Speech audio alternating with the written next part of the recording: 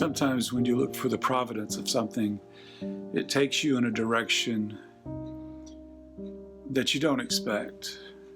It's funny how things work out. You get an unexpected box and you start going through the detritus of that box and you find little clues and you realize there was a human being behind it, somebody that was loved and cared about. And then you wonder, how did that box leave that family and get into my hands? And I guess in the end, that's the lesson. Stuff is stuff and it doesn't have any value. But sometimes you might come across something that it takes you, makes you have a connection. It connects you with someone you never knew. And that just happened today. I got a very precious gift and it took an unexpected turn. I want to tell you about that.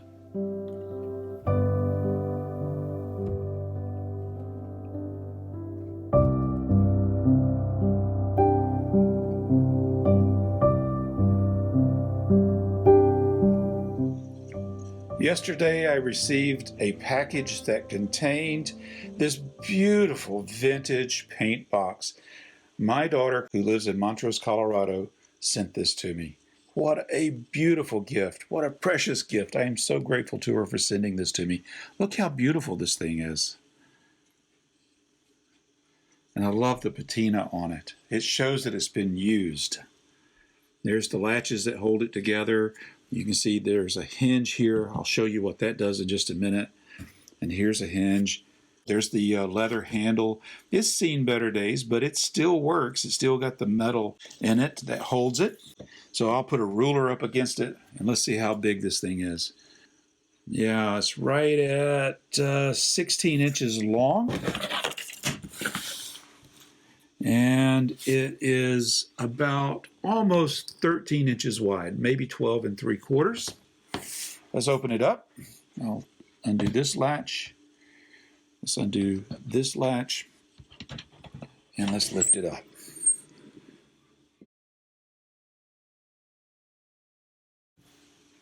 It doesn't go back any further, so it just stands vertically. And you can see it's been used. I did a little research on this. There's not much information about these, but I think this was probably made in the 1940s, maybe 1950s at the latest. I think it's 1940s is what is the vintage of it. But it came with this envelope. There was that of the original owner. That envelope there. You can see there's some old paper pallets. And look at these old tubes of paint. When I look at the labels of these, it says it's the brand is Eterna, and it's made by Devoe and Raynolds. Not Reynolds, but Raynolds, spelled Raynolds. In fact, right here is the model number of the box. It's a number 15 Eterna Oil Color Outfit made by Devoe and Raynolds Company, both in New York and Chicago. The company's no longer in business. It goes way back.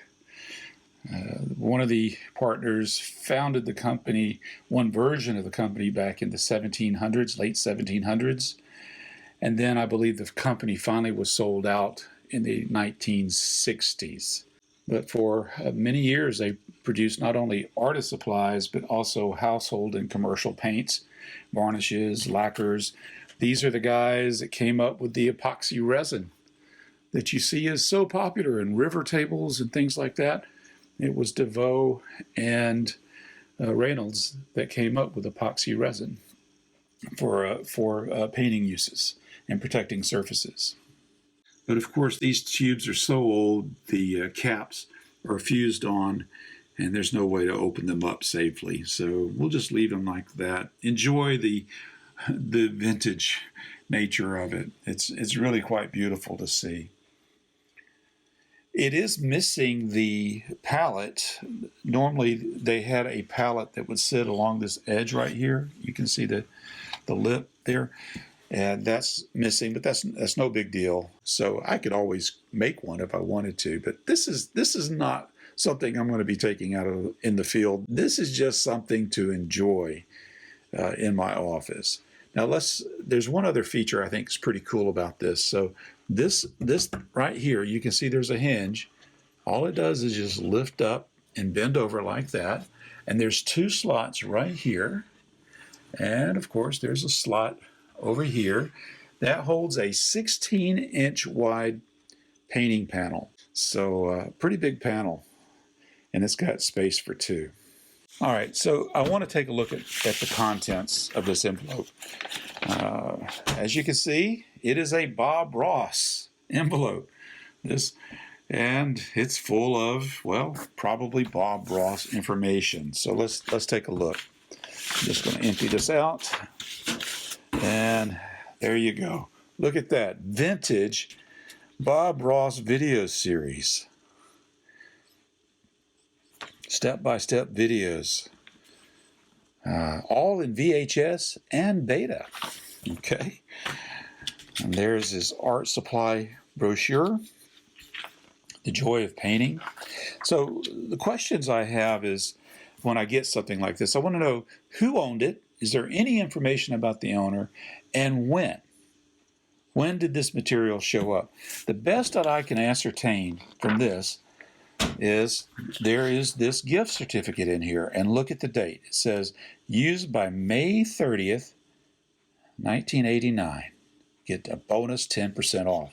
Okay, so this puts this packet of information probably in the late 80s, maybe 1988, 1989 at the latest. Lots of cool information in here. I admit, when I first got interested in oil painting, I did what everybody else did. I went for Bob Ross. Okay, I really appreciate what Bob Ross did. He made painting accessible. I don't like the style. I'll be frank. It's not the way I want to paint, and so I quickly recognized that this is not the style of painting that I want to do. It's very formulaic and naive, to tell you the truth. But here's an order form of some of the supplies. Pretty cool, huh? And a little bit on here why he likes a clear plastic palette. There was other artists associated with teaching at that time. They were all in that very naive, folksy style of painting, but they were very popular. They made painting very accessible.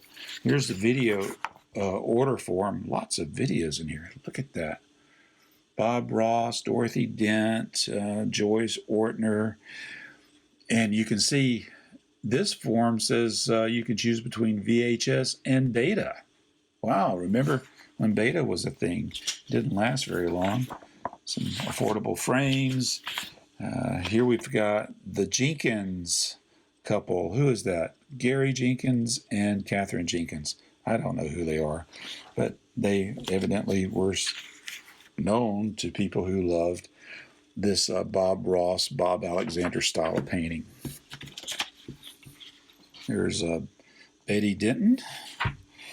And this is interesting because this is Yankee Boy Basin. But evidently, whoever owned this paint box pulled this out as a reference out of a magazine. So I guess that was something that they were inspired to paint, okay? But now here's something that's interesting. This is a Grumbacher guide to color painting. Oil painting and color mixing, I should say. This is very vintage, but it's kind of interesting to look through. They really do hammer through the basics, from perspective, using the grid system to transfer a small picture to a large. So here's a Grumbacher color chart. They get into the topic of doing trees and sky holes. So very interesting little booklet, a Grumbacher Artist Handbook, a guide to oil painting and color mixing. All right, so that brings me to, I want to know who was the owner. So when you get a packet of information like this, you get some clues. For example, I have a connection with the artist here in that he left this sketch. It's a pencil drawing. I can't really tell you what he's doing with the nose there, but made an attempt at sketching a portrait of someone. I don't know who, but it's a pencil sketch. But now, let's get into the who. Well, the big clue here is on the address label. It says Lyman Thomas. And evidently Lyman Thomas was a resident of Montrose, Colorado. So who could that possibly be? Well, there was one other clue that was given in this package. There was this yellow piece of paper. Old piece of paper. And it looked like a piece from a notepad. And look here. It says Thomas Graphic Arts in Montrose, Colorado. So this is where things get interesting. I do a search for Lyman Thomas and Thomas Graphic Arts. The first entry I find is from a website called Montrose Press. I guess that's a newspaper. I don't know. Lyman W Thomas says, a man the Montrose community embraced and loved, Lyman W Thomas, age 76, died Tuesday morning, February 4th, 2003, at his home in Montrose. And it goes on to mention how he was born in Hotchkiss, Colorado. What an interesting life. He served in the Army Air Corps. He flew for Monarch Airlines in 1947, 1948. Let's see, who did he marry? Lila Whitley, and then had 2 children. But the article goes on and says, in 1958, he moved to Montrose and opened Thomas Graphic Arts. It mentions here that he received the Man of the Year Award in 1972. He was elected Lifetime Board of Directors Emeritus in 1990. In 1997, Club 20 named one of their 3 annual awards the Lyman Thomas Award. It says he was appointed by Governor John Love to serve on the first Colorado State Parks and Outdoor Recreation Board from 1972 until 1976, being the chair in 1973. He was appointed by Governor John Vanderhoof to serve on the committee to make the final selection of the location of Interstate Highway number 70 from Rifle to Eagle, Colorado. He was also a former Montrose County Commissioner. He was a great musician and artist. And there you have it. This box was my connection. This is my connection with Lyman Thomas. He was noted as an artist. Mentions he also loved practical jokes, but I didn't find any in the box. Okay. Says his sense of humor was known and loved by all. So, 2003 he died. And so that's what I meant at the beginning. You know, sometimes you don't know their history, but when you dig a little bit, you form a connection with that person. There was a real human being behind this box. It meant something to him. But as it often happens when we die, our stuff gets divvied up and parsed out and sold. Well, I just wanted to take a few moments to show you this very special gift that I received from my daughter. It really means a lot to me that she sent this to me. It's exciting, and it's going to be a cherished piece of my studio. It's not something I'm going to use in the field, no, but it's going to sit in my studio and be a source of inspiration. And what made this gift even more special, and I don't know if she realized it or not, but there was an actual story behind this paint box. And there was enough pieces in the puzzle that I could find out who it belonged to. Lyman Thomas, who was a well-respected member of the community of Montrose, who had a love for art.